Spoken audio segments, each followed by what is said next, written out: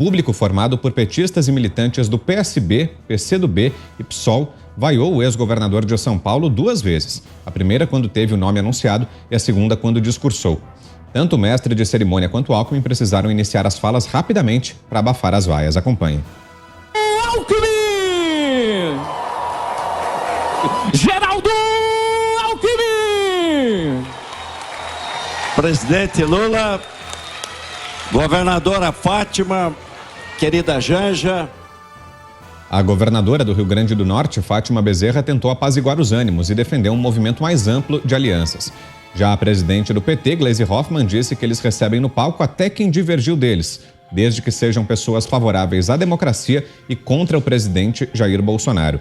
No entanto, Lula sequer falou sobre o assunto durante seu discurso. Ele e Geraldo Alckmin almoçaram com governadores do consórcio Nordeste e discutiram temas para seu eventual governo. Olha, primeiro, esse consórcio do Nordeste é que está entrando no Supremo Tribunal Federal contra a lei aprovada no Congresso proposta pelo governo que define ali limites na cobrança do ICMS. Lembrando que esta redução, esse limite é para produtos considerados essenciais e entram também a conta de energia elétrica e de telecomunicações. O ex-presidente Lula está se aliando às pessoas que estão contra o presidente Jair Bolsonaro. Não pode existir uma bandeira de campanha para a presidência da República do contra. O Lula está sendo cobrado para apresentar efetivamente propostas de governo. E não se iludam, o governo que qualquer presidente vai pegar a partir de janeiro será totalmente diferente dos últimos governos. Inclusive o próprio presidente Jair Bolsonaro, que vai reassumir em 1º de janeiro sem esta ameaça de uma pandemia e sem também, talvez, a guerra entre Rússia e Ucrânia, que paralisou parte importante do mundo. Esses discursos do ex-presidente Lula são uma demonstração clara de que é uma tentativa de chegar ao poder pelo poder. E esta relação dos petistas com o vice Geraldo Alckmin, além de ser uma falta de respeito, né? Afinal, os dois estão casados. Lula está casado no casamento com a Janja, mas na política com Geraldo Alckmin. E casado de papel passado mesmo. Isso é oficial. E nunca vi um grupo político constranger os seus aliados. É o que acontece. Mas sabe por quê? É igual a água e óleo. Se você misturar e colocar em repouso, daqui a pouco você verá que vai ficar ali o óleo e a água separados. O retrato disso a gente viu na reunião do PT que apresentou o Alckmin. Os tucanos ali num cantinho, envergonhados, com quem, olha, eu estou aqui, mas não sou desse grupo não, tá bom? Quer dizer, isto aí é a demonstração clara de que há uma diferença muito grande e são duas figuras totalmente desajeitadas, que não combinam, daí esse susto que o Brasil teve com esta união despropositada. Augusto. O PT sempre foi assim. Em 1989, quando começou o segundo turno, a disputa do segundo turno entre o Lula e o Collor, eu vi uma cena constrangedora no comício do Pacaembu. Chegaram, o comício já estava em curso quando chegou um grupo de políticos do PSDB para apoiar o Lula oficialmente. Então estavam lá Mário Covas, Fernando Henrique, todos os grão-tucanos, né, como se chamava ali na época. Eles foram vaiados. Eles tiveram que passar o comício, nem discursaram, eles ficaram na parte de trás. Bem feito, né? Tomar essa decisão também, embora a alternativa não fosse lá essas coisas, mas eles não discursaram e ficaram na parte dos fundos. Lá no fundo, para nem ser fotografado, para escapar de vaias. O aceita, que é o PT, não aceita ninguém que não seja de confiança, a confiança deles. E eles não confiam em nenhum outro, que venha de outro partido. Quando a Dilma sofreu impeachment, imediatamente começou o Fora Temer. Eles tinham, em tese, ajudado a eleger o Temer. E vocês têm dúvida de que, se vingar, né, a esperança biológica do Alckmin, no primeiro dia do governo Alckmin vai começar o Fora Alckmin por parte do PT? Eles nunca cedem a cabeça da chapa. É sempre o segundo, né? O complemento que eles negociam. Então o PT é assim mesmo. Agora o Alckmin merece, né? Até que ele aprenda pelo menos a letra da Internacional Socialista e pare de dizer Brasil como o Getúlio Vargas. Até lá é para passar vergonha, não? Ilza. O Geraldo Alckmin precisa saber que até mentir é para profissional. Ele ainda é um amador.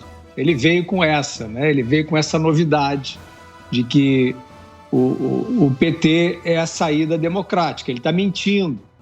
Todos sabem qual é a posição dele.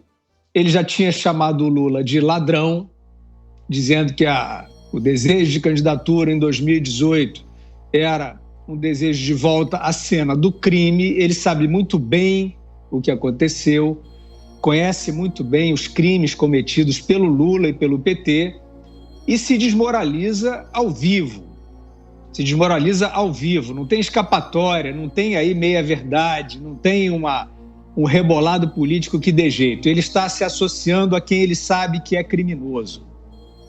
Ele está se associando a quem ele já acusou de ter cometido crimes sentenciados. Isso é uma desmoralização. E, evidentemente, que ele representa, o PSDB também é um lixo de partido, e sempre foi. Também tem lá o seu parasitismo, etc. Mas hoje está meio na moda dizer que são partidos siameses. Na realidade prática, não foi bem isso que aconteceu. Foi sob governos, né, de integrantes do PSDB, que, volto a dizer, é um partido também fisiológico, cheio de vaidosos, mas que deu espaço para agendas de responsabilidade fiscal, tanto no governo federal quanto em São Paulo.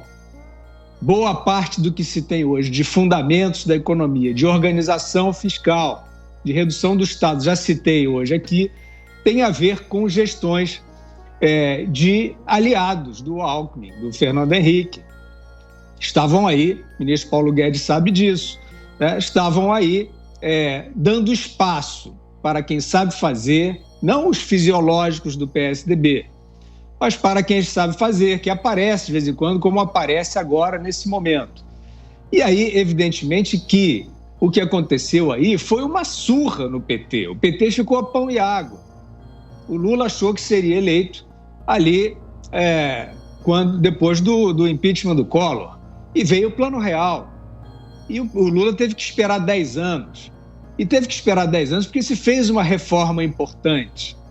Então não é um acordo, né? Não tem como dizer que o Lula estava ali bailando, dançando com o PSDB, esperando seu lugar. Não, ele foi surrado ali, não pelo PSDB, ele foi surrado pelas políticas positivas que aconteceram nesse período. Em São Paulo, a mesma coisa. São Paulo teve também, nesse período do Alckmin e do Mário Covas, políticas de privatização, de responsabilidade fiscal, né? Várias ações que, se a gente agora fingir que não aconteceram, a gente está apagando a história que nem os stalinistas fazem. E o PT em São Paulo tomou uma surra de 30 anos dessas políticas, que não era essa mentirada do Alckmin agora, né? que era uma agenda que o povo de São Paulo, o paulista, o paulistano, desejou, liderou o país nesse tipo de agenda, e o PT quer sempre boquinha, cargo, esquema no lixo, esquema no transporte, etc. e tal, e ficou fora, ficou a ver navios esse tempo todo. Então agora, por mais que o Alckmin minta, e ele ainda é um amador na mentira, ele vai ser vaiado por esses que ficaram esperando tanto tempo pela boquinha em São Paulo. Mota.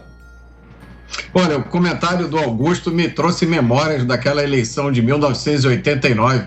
Eu me lembro como se fosse hoje, como a gente era inocente, né? Primeiro, uma informação aqui de utilidade pública. Essa cena das vaias aconteceu na Arena das Dunas, um estádio que custou 420 milhões de reais dos nossos impostos e que custa 2 milhões de reais mensais em manutenção e operação.